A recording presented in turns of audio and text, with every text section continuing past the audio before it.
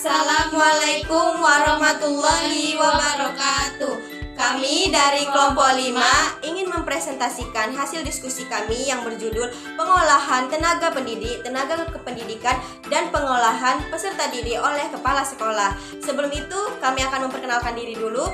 Saya Naira Fazila Swina sebagai moderator. Selanjutnya, saya Ainaya Alfisyatin Siregar sebagai pemateri kedua. Saya Lena Oktaviani sebagai pemateri ketiga. Berikut penjelasannya. Pengolahan tenaga pendidik dan tenaga kependidikan oleh seorang kepala sekolah melibatkan berbagai tugas seperti rekrutmen, pengembangan profesional, evaluasi kinerja, dan pembinaan. Sedangkan pengelolaan peserta didik mencakup hal seperti pembagian kelas, pembinaan akademik dan non-akademik, serta penanganan masalah, perilaku, dan disiplin. Kepala sekolah bertanggung jawab untuk memastikan bahwa semua aspek dijalankan secara efektif untuk mencapai tujuan pendidikan yang optimal. Selanjutnya, pengolahan tenaga pendidikan dan tenaga pendidikan oleh seorang kepala sekolah meliputi yang pertama, rekrutmen dan seleksi, memilih calon guru dan staf pendukung yang sesuai dengan kebutuhan sekolah dan standar yang ditetapkan.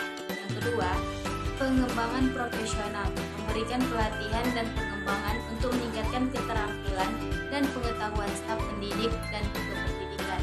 Yang ketiga, evaluasi kinerja, melakukan evaluasi rutin terhadap kinerja guru dan staf pendukung untuk menilai pencapaian untuk pendidik dan memberikan umpan balik konstruktif.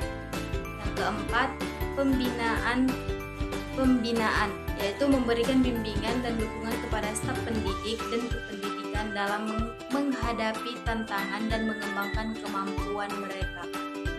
Pengelolaan peserta didik oleh kepala sekolah meliputi yang pertama adalah pembagian kelas. Menetapkan pembagian kelas yang sesuai berdasarkan jumlah peserta didik, kebutuhan belajar, dan faktor lainnya. Yang kedua, pembinaan akademik. Memastikan pelaksanaan kurikulum yang efektif dan menyediakan bantuan tambahan bagi peserta didik yang membutuhkannya. Yang ketiga, pembinaan non-akademik. Mengelola kegiatan sosial dan pembinaan karakter, mendukung perkembangan peserta didik secara holistik. Yang keempat, ada penanganan masalah, perilaku, dan disiplin. Mengelola masalah disiplin dan memberikan pembinaan kepada peserta didik untuk membantu mereka mengatasi tantangan perilaku dan mempromosikan lingkungan belajar yang aman dan mendukung. Baik, kesimpulan dari pengolahan tenaga pendidik, tenaga kependidikan, dan pengolahan peserta didik oleh kepala sekolah adalah bahwa kepala sekolah memainkan peran penting dalam mengelola sumber daya manusia dan mengelola pembelajaran di sekolah. Melalui pengolahan yang efektif, kepala sekolah dapat memastikan bahwa tenaga pendidik dan kependidikan memiliki kualifikasi yang sesuai, mendapatkan pengembangan profesional yang kontinu, serta memberikan lingkungan belajar yang kondusif bagi peserta didik. Selain itu, pengelola peserta didik yang efektif juga memastikan bahwa kebutuhan individual peserta didik dipenuhi sehingga mereka dapat mencapai potensi maksimal mereka dalam pembelajaran. Terima kasih. Sekian presentasi dari kami. Assalamualaikum warahmatullahi wabarakatuh. Dadah.